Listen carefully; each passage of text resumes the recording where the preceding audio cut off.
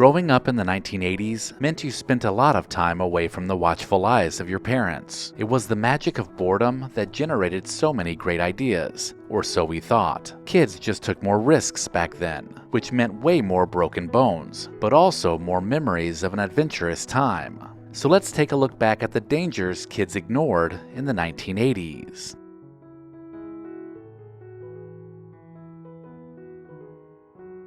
It seemed like the ultimate thrill ride was jumping into the back of a pickup truck with your friends. The feeling of the wind whipping through your hair as you were jostled around the bed of the truck was freeing.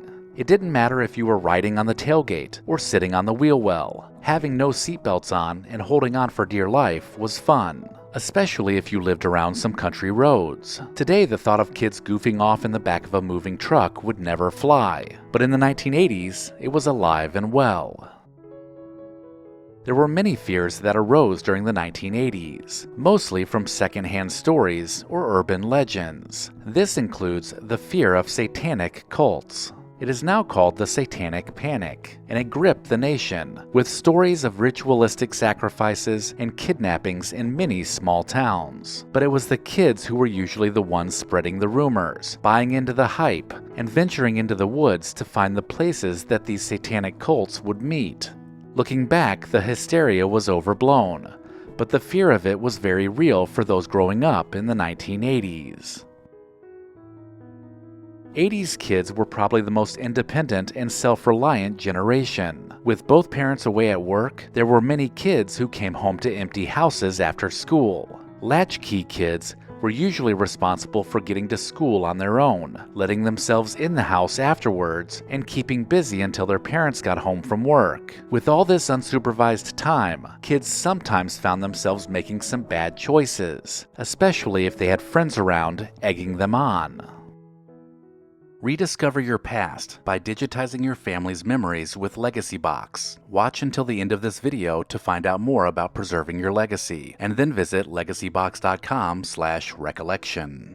The 1980s introduced another real, unsettling fear, especially for those latchkey kids, and that was being kidnapped. The stories on the news, coupled with images of children's faces on milk cartons, was a constant reminder of the dangers lurking outside. It probably didn't help that kids were watching more campy horror movies during this time, or that primetime television included the likes of Unsolved Mysteries and Rescue 911. So sitting down for breakfast and staring into the eyes of a child on the milk carton became a game of what if it happened to me.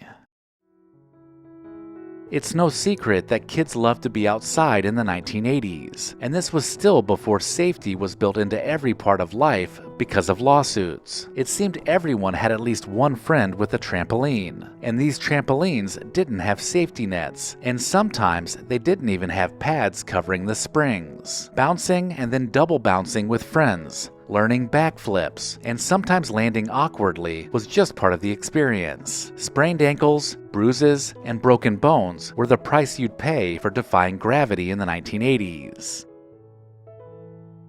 Another thing kids were still doing in the 80s was climbing trees. This meant climbing as high as you possibly could, sometimes standing on thin, swaying branches that would crack from your weight. Seeing if you could go higher than your friend was a challenge. Not to mention you had a great view of the neighborhood. We also spent a lot of time climbing on the roof of the house, too. There were many reasons for this. Some used it to be daredevils, jumping onto a trampoline or into a pool, while others just climbed up to see if they could do it. Bravery was important back then, and facing your fears was a badge of honor. For whatever reason, movies and TV shows convinced kids that quicksand was a major threat to our lives in the 1980s. According to them, it was everywhere. One wrong step and you'd be sucked under. So what did kids do? They prepared themselves by pretending the sandy playground, or a dirt lot, was quicksand. Practicing and then surviving the dangerous quicksand was part of growing up, and it kept many kids busy as they played outside all day. It may have been a myth, but it captured imaginations and added a bit more drama to the decade.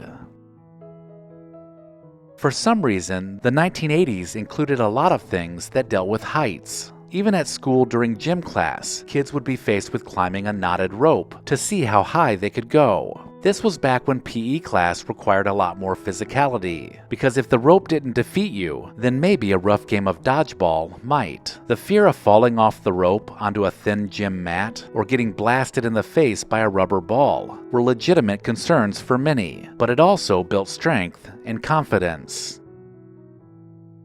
Did you ever harness the power of the sun to start a fire with a magnifying glass? This made kids feel like both a scientist and a pyromaniac. The concentrated beam of sunlight refracting through a magnifying glass would burn leaves or paper at first. Then you might have graduated to ants or other bugs. The danger here was starting a fire that might burn down your house, but luckily it never happened to you.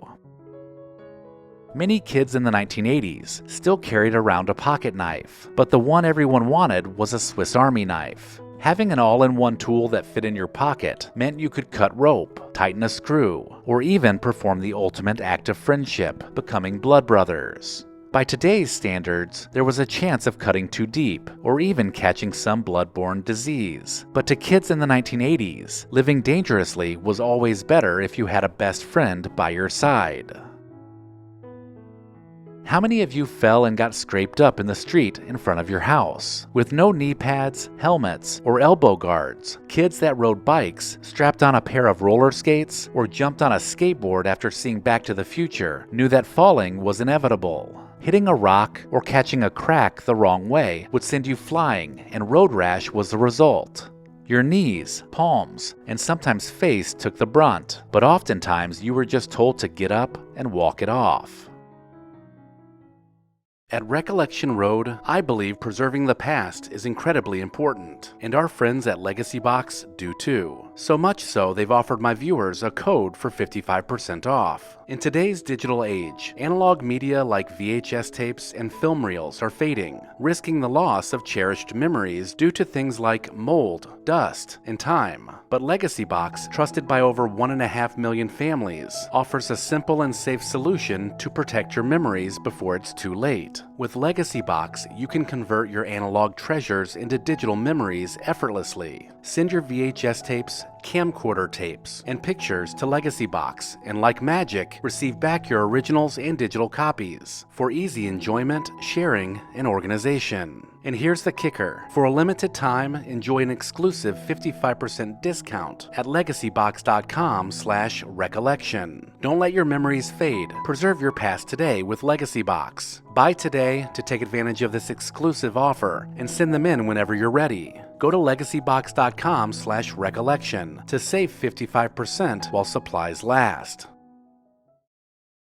Playgrounds were built differently back then. It seems that everything had the potential to maim you if you weren't careful. Seesaws were pretty innocent until the person on the other end decided to either launch you into the air or jump off completely, punishingly slamming you into the ground. Spring riders were another deceivingly dangerous apparatus. The cute animals would tip back and forth violently, and then when you fell off, they would spring back and forth, so you had to be careful not to get hit by the heavy metal body. The playground was where kids learned how to get the wind knocked out of them, and then shake it off and keep playing. The 1980s was also dealing with many epidemics that affected kids. Of course, we were all still getting chickenpox, and so being exposed to it early meant you didn't have to worry about it later. But then a mysterious illness called AIDS became the biggest headline, and it had everyone worried. The uncertainties of how it spread, and the fear associated with catching a disease with no cure was something everyone dealt with during the 1980s. Then there was the epidemic of drugs, which kids were warned about from a young age. Cartoons, after-school specials, and public service announcements never let us forget that drugs were a danger. But surviving all of these things was what being a kid in the 1980s was all about. Let me know in the comments if I missed anything, and make sure to check the description of this video for links to pick up a t-shirt and sign up for the newsletter. Thank you to our loyal Patreon supporters listed here. Visit patreon.com/recollectionroad to join the club. As always, thank you so much for watching.